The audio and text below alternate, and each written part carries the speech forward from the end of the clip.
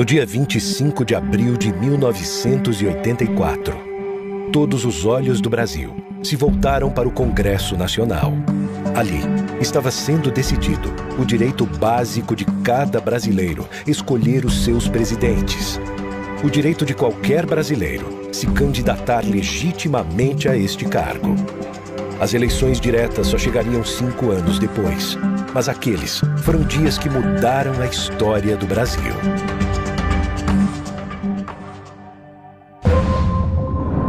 O poder não era do povo. O tempo não era propício. Mas lá estávamos todos, apostando num tempo novo, desafiando o impossível. Lá estávamos todos, fortes e generosos, no largo abraço da democracia. Ali não havia diferenças, ali nada nos dividia. Ninguém estava na praça por glória própria, ninguém estava ali por um partido. Leonel, Fernando, Eduardo, Mário, Dante, Orestes, Miguel, Tancredo, Ulisses, Luiz. Ali, como nunca, estavam unidos e confiantes os nossos melhores nomes, as nossas melhores esperanças, as mulheres e os homens de um país.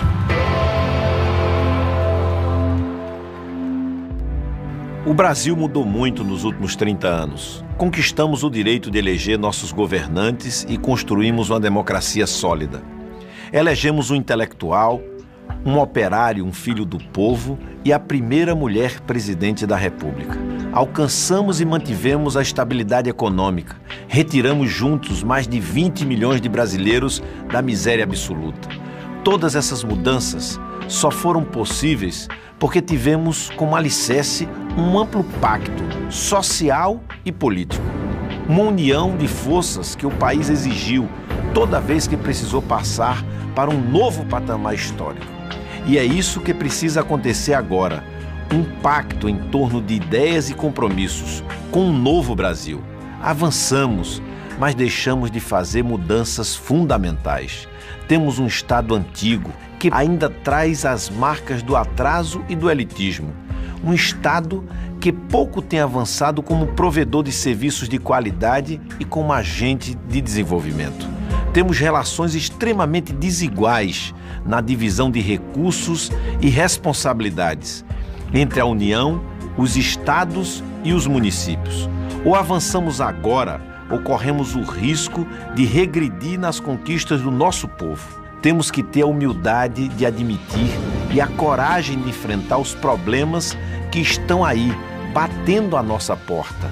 O Brasil precisa dar um passo adiante. E nós do PSB vamos dar esse passo junto com o Brasil. Nós somos o país do pré-sal, mas gastamos 3 bilhões por ano para importar gasolina. Somos um dos maiores produtores de alimentos do mundo, mas falta infraestrutura para estocar e transportar a nossa produção. Temos a matriz energética mais limpa do planeta, mas gastamos 400 milhões por mês para manter termoelétricas poluidoras. Tiramos 20 milhões de brasileiros da pobreza, mas nos arredores do Distrito Federal, no Vale do Jequitinhonha, no semiárido, no Vale do Ribeira, temos um país que ainda não chegou ao século XXI. Abrimos as portas das universidades para brasileiros que nunca tiveram acesso ao ensino superior. Mas faltam creches e no ensino fundamental precisamos melhorar muito. Temos um país que nos estimula e dentro dele, um país que nos pede para fazer mais. É possível fazer mais. Essa responsabilidade não é apenas do governo federal. É também dos estados e municípios, que precisam adotar uma nova prática política, com mais transparência e participação popular. Mas a verdade é que faltam recursos aos estados e municípios. Um dinheiro que hoje está mais concentrado nos cofres da União. Mesmo assim, os estados e os municípios estão investindo mais do que o governo federal em setores como a educação e a saúde. Por mais que se faça, o dinheiro ainda é pouco. E quem paga mesmo a fatura é a população que fica desassistida. Em 1988, a União repassava a estados e municípios 76% de tudo que arrecadava. Hoje, esse repasse é de apenas 36%. Veja o exemplo da saúde.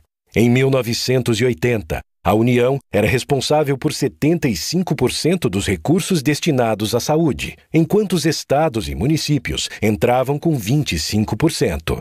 Hoje, o repasse da União desceu aos 45% e os estados e municípios arcam com 55%. Agora, não podemos transformar essa discussão numa quebra de braço entre a União, os estados e os municípios. A responsabilidade é de todos. O país é um só, o povo é um só e o nosso compromisso tem que ser com todo o Brasil. No começo, era como se eu não existisse. O Brasil que se dizia moderno insistia em não me ver. Como se eu fosse um peso, uma carga. Precisei de muita ajuda para comer, para ter uma casa. Vencer a pobreza foi uma grande vitória. Agora eu quero crescer. Eu quero ser tratada com dignidade. Eu quero um bom atendimento quando eu precisar de um hospital. Quero que meu filho tenha escola pública de qualidade. A oportunidade que eu não tive. Só assim eu vou dar um passo adiante. Só assim eu vou vencer a pobreza de verdade. Eu, muitos milhões de brasileiros, né? Agora, os empregados e as empregadas domésticas têm os mesmos direitos de todos os trabalhadores brasileiros. Nossa senadora Lídice da Mata foi a relatora dessa importante proposta, um avanço que nós do PSB defendemos com muita firmeza no Congresso. A PEC das domésticas é um exemplo de muitos outros desafios que ainda temos que enfrentar para fazer do Brasil um país mais justo e mais igual. Esse Brasil nós vamos construir junto com você. Na educação, temos ótimos exemplos. No Ceará, estamos cumprindo o compromisso de alfabetizar todas as crianças até os 7 anos. Em Belo Horizonte, temos creches públicas que são melhores que as particulares.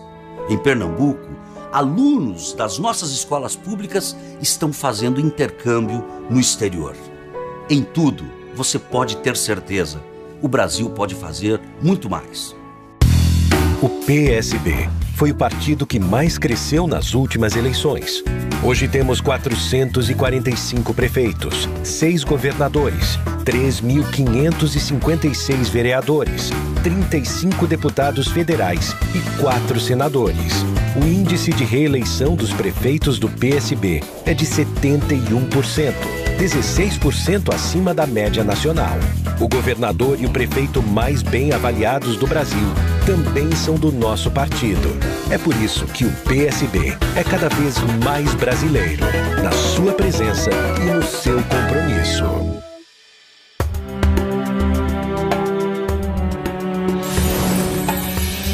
Nós do PSB acreditamos no Brasil. Somos herdeiros dos ideais da esquerda democrática, de João Mangabeira a Miguel Arraes. Gente que amou, pensou e deu uma cara a esse país. Somos um partido que aposta na democracia e no diálogo, porque quem governa tem que saber decidir, mas não pode ser nunca o dono da verdade. Somos um partido que defende as suas alianças, mas seremos sempre um aliado participante, propositivo, crítico até quando a crítica é necessária. Mudanças fundamentais continuam sendo adiadas, hoje como sempre foram adiadas no passado. A reforma fiscal, a revisão do Pacto Federativo, a reforma política. Para avançar, não temos outra escolha. É preciso contrariar os interesses da velha política, que estão instalados na máquina pública. Cargo público tem que ser ocupado por quem tem capacidade, mérito, sobretudo espírito de liderança. E não por um incompetente que é nomeado somente porque tem um padrinho político forte. São discussões que precisamos fazer no nosso país, sem transformar tudo num debate eleitoral. Esta não é a hora de montar palanques.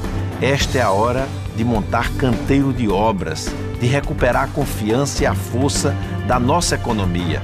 É a hora de ouvir a sociedade, dialogar muito, acolher ideias e propostas para o Brasil.